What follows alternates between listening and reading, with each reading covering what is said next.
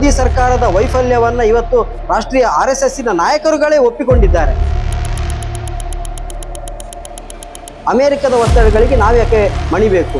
RSSನ ನಾಯಕರುಗಳು ಹಲವಾರು ವಿಚಾರಗಳನ್ನು ಹೇಳ್ಬೋದು. ಅದೇ ವಿಚಾರವನ್ನು ಏನಾದರೂ ಕಾಂಗ್ರೆಸ್ನವರು ಹೇಳಿದರೆ ದೇಶದ್ರೋಹಿಗಳಾಗಿರ್ತಾರೆ.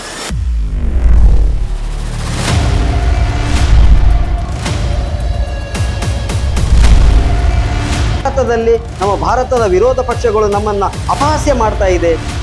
ನರೇಂದರ್ ಸರೆಂಡರ್ ಇದೇ ಬಿಜೆಪಿಯ IT ಸೆಲ್ಲಿನವರು ಎಲ್ಲರೂ ರಾಹುಲ್ ಗಾಂಧಿ ಅವರ ವಿರುದ್ಧ ಮುಗಿಬಿದ್ರು. ರಾಹುಲ್ ಗಾಂಧಿ ಅವರು ದೇಶದ್ರೋಹಿಗಳು ಎನ್ನುವ ಆ ರೀತಿಯ ನರೇಟಿವನ್ನು ಆವಾಗ ಸೃಷ್ಟಿ ಮಾಡಿದರು. ರಾಮ್ ಮಾಧವ್ ಅವರು ರಾಹುಲ್ ಗಾಂಧಿ ಅವರು ಯಾವ ವಿಚಾರವನ್ನು ಎತ್ತಿದ್ರು ಅದೇ ವಿಚಾರವನ್ನು ಎತ್ತಿದ್ದಾರೆ. ಬಂಧುಗಳೇ ನಮಸ್ಕಾರ. ಇರಾನ್, ಇಸ್ರೇಲ್ ಮತ್ತು ಅಮೆರಿಕ ನಡುವೆ ಯುದ್ಧ ನಡೀತಿದ್ದ ಸಂದರ್ಭದಲ್ಲಿ ನಮ್ಮ ರಾಷ್ಟ್ರೀಯ ಕಾಂಗ್ರೆಸ್ ಪಕ್ಷದ ನಾಯಕರಾದ ರಾಹುಲ್ ಗಾಂಧಿ ಅವರು ದೇಶದ ಪ್ರಧಾನಿ ನರೇಂದ್ರ ಮೋದಿ ಅವರು ಅಮೆರಿಕದ ಒತ್ತಡಗಳಿಗೆ ಮಣಿದಿದ್ದಾರೆ. ಅವರ ಒತ್ತಡಗಳಿಗೆ ಮಣಿದ ಕಾರಣದಿಂದಾಗಿ ಭಾರತದಲ್ಲಿ ದೊಡ್ಡ ಆರ್ಥಿಕ ಹಿನ್ನಡೆ ಆಗಲಿಕ್ಕಿದೆ ಎನ್ನುವಂತಹ ವಿಚಾರವನ್ನು ಅವತ್ತು ರಾಹುಲ್ ಗಾಂಧಿ ಅವರು ಉಲ್ಲೇಖ ಮಾಡಿದರು. ಆ ಸಂದರ್ಭದಲ್ಲಿ ರಾಹುಲ್ ಗಾಂಧಿ ಅವರು ಏನು ಹೇಳಿದ್ರು ಅಂದರೆ, ಅಮೆರಿಕದವರು ರಷ್ಯಾದಿಂದ ತೈಲವನ್ನು ಖರೀದಿ ಮಾಡಬೇಡಿ, ಇರಾನ್ನಿಂದ ತೈಲವನ್ನು ಖರೀದಿ ಮಾಡಬೇಡಿ ಎನ್ನುವ ಒತ್ತಡವನ್ನು ಹಾಕಿದಾಗ ರಾಹುಲ್ ಗಾಂಧಿ ಅವರು ನೇರವಾಗಿ ಪ್ರಶ್ನೆ ಮಾಡಿದರು, ಅಮೆರಿಕದ ಒತ್ತಡಗಳಿಗೆ ನಾವ್ಯಾಕೆ ಮಣಿಬೇಕು? ನಮಗೆ ಮುಕ್ತವಾಗಿ ಅಂತಾರಾಷ್ಟ್ರೀಯ ಮಾರುಕಟ್ಟೆಯಿಂದ ನಾವು ತೈಲವನ್ನು ಖರೀದಿ ಮಾಡಬಹುದು ಎನ್ನುವ ವಿಚಾರವನ್ನು ಹೇಳಿದರು. ರಾಹುಲ್ ಗಾಂಧಿ ಅವರು ಆ ವಿಚಾರವನ್ನು ಎತ್ತಿದಾಗ ಇದೇ ಬಿಜೆಪಿಯ IT ಸೆಲ್ಲಿನವರು ಎಲ್ಲರೂ ರಾಹುಲ್ ಗಾಂಧಿ ಅವರ ವಿರುದ್ಧ ಮುಗಿಬಿದ್ರು. ರಾಹುಲ್ ಗಾಂಧಿ ಅವರು ದೇಶದ್ರೋಹಿಗಳು ಎನ್ನುವ ಆ ರೀತಿಯ ನರೇಟಿವನ್ನು ಆವಾಗ ಸೃಷ್ಟಿ ಮಾಡಿದರು. ಆದರೆ ಇವತ್ತು ಪರಿಸ್ಥಿತಿ ಹೇಗೆ ಉಲ್ಟಾ ಹೊಡಿತದೆ ಅಂದರೆ, ಇದೇ ಬಿಜೆಪಿಯ ರಾಷ್ಟ್ರೀಯ ಸಂಘಟನಾ ಕಾರ್ಯದರ್ಶಿ ಹುದ್ದೆಯಲ್ಲಿರುವಂತಹ ರಾಮ್ ಮಾಧವ್ ಅವರು ಅಮೆರಿಕಕ್ಕೆ ಹೋಗ್ತಾರೆ. ಇತ್ತೀಚೆಗೆ ಒಂದು ವಾರದ ಕೆಳಗೆ ಅಮೆರಿಕಕ್ಕೆ ಹೋಗ್ತಾರೆ. ಅಮೆರಿಕದ ಅಲ್ಲಿಯ ಸರ್ಕಾರದ ಪ್ರತಿನಿಧಿಗಳ ಜೊತೆ, ಅಲ್ಲಿಯ ಸರ್ಕಾರದ ನಿಯೋಗದ ಜೊತೆ ಮಾತುಕತೆಯನ್ನು ಮಾಡ್ತಾರೆ. ಆವಾಗ ಆ ಮಾತುಕತೆಯ ವಿಡಿಯೋವನ್ನು ನಾವು ನೋಡಿರ್ಬೋದು. ಆ ವಿಡಿಯೋದಲ್ಲಿ ಆ ಮಾತುಕತೆಯಲ್ಲಿ ರಾಮ್ ಮಾಧವ್ ಅವರು ನೇರವಾಗಿ ಅಮೆರಿಕದ ಅಧಿಕಾರಿಗಳಿಗೆ ಪ್ರಶ್ನೆಯನ್ನು ಮಾಡಿದ್ದಾರೆ. ಏನಂದರೆ, ನೀವು ಅಮೆರಿಕದವರು ನಮಗೆ ಹಲವಾರು ಒತ್ತಡಗಳನ್ನು ಹೇರಿದ್ದೀರಿ, ಈ ರಷ್ಯಾದಿಂದ ತೈಲವನ್ನು ಖರೀದಿ ಮಾಡಬೇಡಿ ಅಂತ ಹೇಳಿದ್ರಿ, ನಾವು ಅದಕ್ಕೆ ಒಪ್ಪಿದೆವು. ನೀವು ಇರಾನ್ನಿಂದ ತೈಲವನ್ನು ಖರೀದಿ ಮಾಡಬೇಡಿ ಅಂತ ಹೇಳಿದ್ರು, ಮೋದಿ ಸರ್ಕಾರ ಅದಕ್ಕೂ ಕೂಡ ಒಪ್ಪಿತು.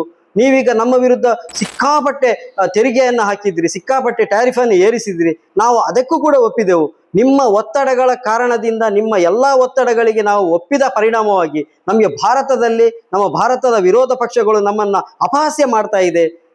ನರೇಂದರ್ ಸರೆಂಡರ್ ಎನ್ನುವಂಥ ವಿಚಾರಗಳನ್ನು ಎತ್ತಿ ನಮ್ಮನ್ನು ಅಪಹಾಸ್ಯ ಮಾಡ್ತಾ ಇದೆ. ನಿಮ್ಮಿಂದಾಗಿ ಇಂತಹ ಪರಿಸ್ಥಿತಿ ನಮಗೆ ಬಂದೊದಗಿದೆ ಎನ್ನುವ ವಿಚಾರವನ್ನು ರಾಮ್ ಮಾಧವ್ ಅವರು ಅಲ್ಲಿ ಅಮೆರಿಕದ ಪ್ರತಿನಿಧಿಗಳಿಗೆ ಆ ವಿಚಾರವನ್ನು ಉಲ್ಲೇಖ ಮಾಡ್ತಾರೆ. ಈ ರಾಮ್ ಮಾಧವ್ ಅವರು ಯಾವ ಹುದ್ದೆಯಲ್ಲಿದ್ದವರಂದ್ರೆ, ಇವತ್ತು ಬಿಜೆಪಿಯ ಏನು ಹುಟ್ಟಿಗೆ ಕಾರಣವಾಗಿತ್ತು RSS, ಆ RSSನ ರಾಷ್ಟ್ರೀಯ ವಕ್ತಾರರಾಗಿದ್ದವರು, ಅಂದರೆ ಪ್ರಚಾರ ಪ್ರಮುಖ ಆಗಿದ್ದಂತಹ ರಾಮ್ ಮಾಧವ್ ಅವರು ರಾಹುಲ್ ಗಾಂಧಿ ಅವರು ಯಾವ ವಿಚಾರವನ್ನು ಎತ್ತಿದ್ರು ಅದೇ ವಿಚಾರವನ್ನು ಎತ್ತಿದ್ದಾರೆ. ಅಂದರೆ ರಾಹುಲ್ ಗಾಂಧಿ ಅವರು ಇವತ್ತು ಯಾವ ನಿಲುವನ್ನು ಹೊಂದಿದ್ದಾರೋ, ಕಾಂಗ್ರೆಸ್ ಇವತ್ತು ಯಾವ ನಿಲುವನ್ನು, ಬಿಜೆಪಿಯ ನರೇಂದ್ರ ಮೋದಿ ಆಡಳಿತದ ವೈಫಲ್ಯದ ವಿರುದ್ಧ ಯಾವ ನಿಲುವನ್ನು ಹೊಂದಿದ್ದಾರೋ ಅದೇ ವಿಚಾರವನ್ನು ಇವತ್ತು ರಾಷ್ಟ್ರೀಯ ಸ್ವಯಂ ಸೇವಕ ಸಂಘ ಕೂಡ ಆ ನಿಲುವನ್ನು ಹೊಂದಿದೆ. ಅದರ ಮುಂದಿನ ಭಾಗವಾಗಿ ದತ್ತಾತ್ರೇಯ ಹೊಸಬಾಳೆಯವರು, ನಮ್ಮದೇ ಇವತ್ತು RSSನ ರಾಷ್ಟ್ರೀಯ ಅಖಿಲ ಭಾರತ ಮಟ್ಟದ ದೊಡ್ಡ ಹುದ್ದೆಯಲ್ಲಿರುವವರು, ಅವರು ಕರ್ನಾಟಕದ ಶಿವಮೊಗ್ಗ ಜಿಲ್ಲೆಯವರು. ಅವರು ಕೂಡ ಇತ್ತೀಚೆಗೆ ಒಂದು ಹೇಳಿಕೆಯನ್ನು ಕೊಡ್ತಾರೆ. ಭಾರತದ ಆರ್ಥಿಕತೆ ತೀರಾ ಕೆಳಮಟ್ಟಕ್ಕೆ ಇಳಿದಿದೆ, ಈ ದೇಶದ ಆರ್ಥಿಕತೆಯ ಬಗ್ಗೆ ದತ್ತಾತ್ರೇಯ ಹೊಸಬಾಳೆಯವರು ಕಳವಳವನ್ನು ವ್ಯಕ್ತಪಡಿಸಿದ್ದಾರೆ. ಅದು ನಮ್ಮ ಕರ್ನಾಟಕದ ಪ್ರಮುಖ ದಿನಪತ್ರಿಕೆಗಳಲ್ಲಿ ಮುಖಪುಟದಲ್ಲಿ ಅದು ವರದಿಯಾಗಿದೆ. ಈ ರೀತಿ ಮೋದಿ ಸರ್ಕಾರದ ವೈಫಲ್ಯವನ್ನು ಇವತ್ತು ರಾಷ್ಟ್ರೀಯ RSSನ ನಾಯಕರುಗಳೇ ಒಪ್ಪಿಕೊಂಡಿದ್ದಾರೆ. ಆದರೆ ರಾಹುಲ್ ಗಾಂಧಿ ಅವರಂತೆ ಅವರಿಗೆ ಸ್ವತಂತ್ರವಾಗಿ ತಮ್ಮ ಅಭಿಪ್ರಾಯಗಳನ್ನು ಹೇಳಿಕೊಳ್ಳುವಂತಹ ಸ್ವಾತಂತ್ರ್ಯ ಇಲ್ಲ. ಯಾಕಂದರೆ ರಾಮ್ ಮಾಧವ್ ಅವರು ಅಮೆರಿಕದಲ್ಲಿ ಆ ಮಾತನ್ನು ಹೇಳಿ ಭಾರತಕ್ಕೆ ಬಂದಾಗ ಅವರು ಸಂಪೂರ್ಣ ತನ್ನ ಮಾತಿಗೆ ಉಲ್ಟಾ ಹೊಡೆದಿದ್ದಾರೆ. ಅಂದರೆ ಅವರ ಮೇಲೆ ಅಷ್ಟೊಂದು ದೊಡ್ಡ ಒತ್ತಡ ಇದೆ. ಇವತ್ತು ಮೋದಿ ಮತ್ತು ಶಾ ಆಡಳಿತದ ಒತ್ತಡ RSSನ ಮೇಲೆ ಇದೆ. RSSನವರಿಗೆ ಸ್ವತಂತ್ರವಾಗಿ ಮಾತಾಡುವಂತಹ ಯಾವ ಸ್ವಾತಂತ್ರ್ಯ ಕೂಡ ಇಲ್ಲ. ಬಿಜೆಪಿಯನ್ನು ಅವರು ನಾವೇ ಹುಟ್ಟು ಹಾಕಿದ್ದೇವೆ, ನಾವು ವ್ಯಕ್ತಿ ನಿರ್ಮಾಣ ಮಾಡ್ತೇವೆ, ರಾಷ್ಟ್ರ ಕಟ್ತೇವೆ ಅಂತ ಏನು ಬೇಕಾದರೂ ಹೇಳ್ಬೋದು. ಆದರೆ ಮೋದಿ ಸರ್ಕಾರದ ವೈಫಲ್ಯದ ವಿರುದ್ಧ ದೇಶದ ಪರವಾಗಿ ಇವತ್ತು RSSಗೆ ಮಾತನಾಡುವಂತಹ ಯಾವ ಸ್ವಾತಂತ್ರ್ಯ ಕೂಡ ಇಲ್ಲ.